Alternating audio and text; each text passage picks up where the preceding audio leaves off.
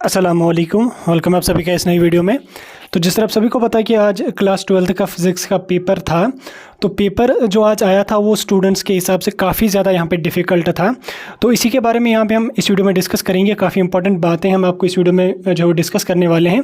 तो वीडियो को आप पूरा एंड तक देख लेना, चैनल को भी सब्सक्राइब कर देना और टेलीग्राम ग्रुप हमारा ज्वाइन कर देना, लिंक उसकी आपको डिस्क्रिप्शन में मिल जाएगी। तो चलिए वीडियो को शुरू कर लेते हैं और देख लेते हैं क्लास 12th का फिज़िक्स का पेपर आज का जो है वो उसके बारे में क्या कुछ यहाँ पे है। तो देखिए, मैक्सिमम कैंडिडेट्स का कहना है कि जो पेपर हमारा था वो काफ़ी ज़्यादा डिफिकल्ट आया था। इसमें अगर आप यहाँ पे आप देख लोगे तो इसमें पेपर भी जो एक तो लेंथी तो था ही ये पेपर, क्योंकि 3 मार्क्स वाले क्वेश्चंस भी बहुत ज़्यादा इसमें आए थे। फिर उसके बाद आपके लॉन्ग आंसर टाइप क्वेश्चंस भी इसमें आए थे। तो अब मैक्सिमम कैंडिडेट्स का कहना है कि पेपर डिफिकल्ट था। हाँ, अब कुछ कैंडिडेट्स ऐसे होंगे जिनकी प्रिपरेशन वगैरह अच्छी खासी थी तो उनको लगा होगा पेपर नॉर्मल या पेपर ईजी होगा, लेकिन मैक्सिमम कैंडिडेट्स की मैं बात कर रहा हूँ, उनका कहना है कि पेपर यहाँ पे डिफिकल्ट है। पेपर डिफिकल्ट आया ऑब्वियसली, अब पेपर तो स्टूडेंट्स का अच्छा नहीं गया होगा। तो अब स्टूडेंट्स को ये यहाँ पे एक डर सता रहा है कि हमारा जो है वो फिज़िक्स का शायद रिपेयर आ जाएगा, फिज़िक्स हमें फेल हो जाएगी, क्या कुछ होगा। तो देखिए, तो पहले मैं आपको बताना चाहता हूँ, आपको परेशानी लेने की कोई भी बात नहीं है। पेपर अगर आपने जो है वो पास मार्क्स 30-40 मार्क्स भी कर दिए हैं तो कोई इशू नहीं है। आप 30 मार्क्स तक भी अगर आपने कर दिए हैं तो भी इशू नहीं है, आप ईजिली यहाँ पे पास हो जाओगे। उसके साथ साथ जो फिज़िक्स का पेपर आपका होता है वो हर साल स्टूडेंट्स का कहना होता है कि पेपर डिफिकल्ट आया था, आउट ऑफ सिलेबस आया था, पेपर हमें अच्छा नहीं हुआ, क्योंकि फिज़िक्स जो है वो टफ सब्जेक्ट होता है। तो उसकी वजह से स्टूडेंट्स को भी ये लगता है कि पेपर जो है वो डिफिकल्ट था या आउट ऑफ सिलेबस था, ऐसा वैसा। हालांकि ऐसा कुछ भी नहीं होता, पेपर आपके सिलेबस से ही होता है। अब पेपर का लेवल किसी साल जो है वो टफ आता है तो स्टूडेंट्स को ऑब्वियसली लगता है, जिनकी प्रिपरेशन वगैरह नहीं होती अच्छी से, तो उन मैक्सिमम कैंडिडेट्स को तो फिर उनको जो है वो लग ही जाता है कि आउट ऑफ सिलेबस आया था। लेकिन इस बार अगर हम देखें, सिलेबस में ही आपका पेपर आया था, लेकिन थोड़ा सा डिफिकल्ट लेवल पेपर आया था और थोड़ा सा लेंथी आया था, ऐसा स्टूडेंट्स का कहना है। तो अब आपको टेंशन लेने की कोई भी बात नहीं। अब पेपर आपका जो देना था वो आपने दे दिया, अब कोई भी परेशानी लेने की ज़रूरत नहीं है।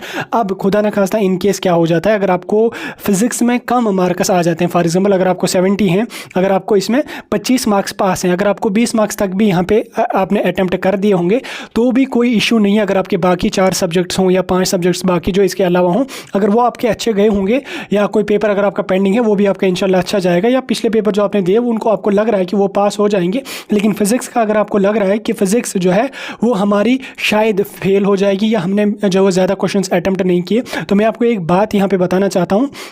जो आपके मतलब जो अगर किसी कैंडिडेट को मतलब फेल होने वाला होता तो आपको एक बात याद रखनी है। तो आपको 5 जो होते हैं, 5 मार्क्स जो होते हैं वो आपको स्टैच्यू मार्क्स मिलते हैं, जिसको हम ग्रेस मार्क्स भी कहते हैं, जिसके बारे में मैंने कुछ टाइम पहले डिटेल में वीडियो डाला किस तरह से मिल सकते हैं। इन केस अगर आपको फिज़िक्स अच्छा नहीं गया पेपर, बाकी के पेपर आपको अच्छे गए हैं, ठीक, फिज़िक्स में अगर आपको 20 मार्क्स तक ही अगर आपने अटैम्प्ट किए हैं तो भी आपको 5 मार्क्स दे के 25 मार्क्स कंप्लीट करके आपको जो है यहाँ पे पास करवाए जाएंगे। वैसे 25 मार्क्स ही इसमें 70 में से 25 मार्क्स इसमें पास हैं, 25 मार्क्स आपको ईजिली इसमें ही बन जाएंगे, ज़्यादा टेंशन लेने की ज़रूरत नहीं है। अगर आपको 3 मार्क्स वाले भी 2-3 सेट हो गए, 2 मार्क्स वाले भी 2-3 सेट हो गए और एक 1-2 आपके लॉन्ग आंसर टाइप क्वेश्चंस भी आ गए और 1-2 यहाँ पे अगर आपको very short answer type questions भी आ गए, तो वही आपको जो है वो 30-35-40 मार्क्स वहीं हो जाते हैं, तो वहीं से आप अच्छी तरह से पास हो जाओगे। लेकिन अगर किसी कैंडिडेट का यहाँ पे जिसको लग रहा है कि फिज़िक्स का मुझे बिल्कुल कुछ भी 0% भी पेपर मुझे अच्छा नहीं गया, मेरा यहाँ पे डेफिनेटली रिपेयर आ जाएगा, फेल हो जाएगा मेरा, तो उनको टेंशन लेने की ज़रूरत नहीं है भैया। आपको 5 मार्क्स जो स्टैच्यू मार्क्स भी दिए जाते हैं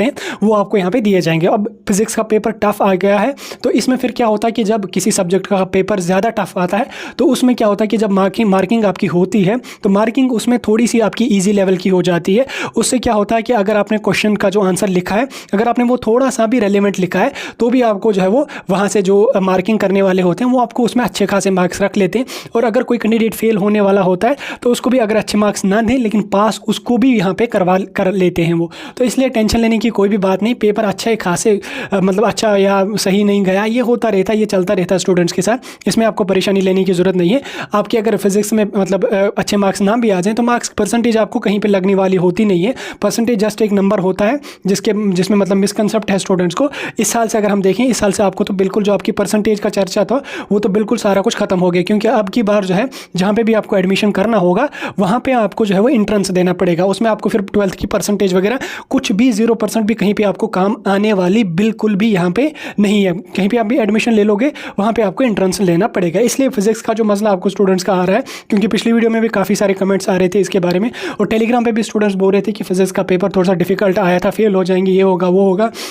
तो मैंने सोचा मैं वीडियो के जरिए आपको थोड़ी सी इन्फॉर्मेशन प्रोवाइड कर लूँ, क्योंकि स्टूडेंट कंफ्यूज हैं, स्टूडेंट परेशान होते हैं। ऑब्वियसली अगर कोई एक पेपर स्टूडेंट का अच्छा नहीं जाता है तो फिर आगे आने वाले जो भी पेपर आपके होते हैं वो भी आपके अच्छे नहीं जाते हैं। तो इसलिए मैंने सोचा मैं थोड़ी सी इन्फॉर्मेशन आपको प्रोवाइड कर लूँ। कुछ भी नहीं होता, पेपर अच्छे बुरे होते रहते हैं, इसमें टेंशन लेने की ज़रूरत नहीं है, इसमें ज़्यादा इस बात को सीरियस लेने की ज़रूरत नहीं है। आपको अगर खुदा ना खास्ता किसी का फेल हो भी जाए तो उसको 5 मार्क्स स्टेच्यू देखिए, उसको भी पास करवा लेंगे। बाकी डिफिकल्ट थोड़ा सा पेपर आपका आया था तो भी आपको उसमें जो है वो फिर मार्किंग वगैरह काफ़ी ईजी हो जाती है, फिर उसमें भी स्टूडेंट्स को वहाँ पे पास करवा देते हैं। हाँ, अब अगर कोई कैंडिडेट ऐसा है जिसने कोई क्वेश्चन ही यहाँ पे नहीं लिखा है सही, क्वेश्चन एक पूछा था आंसर आपने दूसरा लिखा, ऑब्वियसली उसका तो यहाँ पे रिपेयर आ सकता है, उसका हम यहाँ पे कुछ कह नहीं सकते। लेकिन जिस कैंडिडेट ने 20-25 मार्क्स तक कर दिए वो यहाँ पे ईजिली पास हो जाएगा। तो ये था आज का पेपर के बारे में थोड़ी सी इन्फॉर्मेशन जो मैंने सोचा मैं आपके साथ डिस्कस करूँ, क्योंकि स्टूडेंट्स काफ़ी ज़्यादा परेशान हो रहे थे इस बारे में। तो मैंने अपनी जो इन्फॉर्मेशन मेरे पास थी मैंने डिस्कस करने की आपकी पूरी की पूरी कोशिश कर ली। अभी आपको समझ आ गया होगा, बाकी आपको टेंशन लेने की कोई भी बात नहीं। इंशाल्लाह आपका पेपर जो है वो पास आपका हो जाएगा, परसेंटेज वगैरह कहीं पे काम आने वाली नहीं है।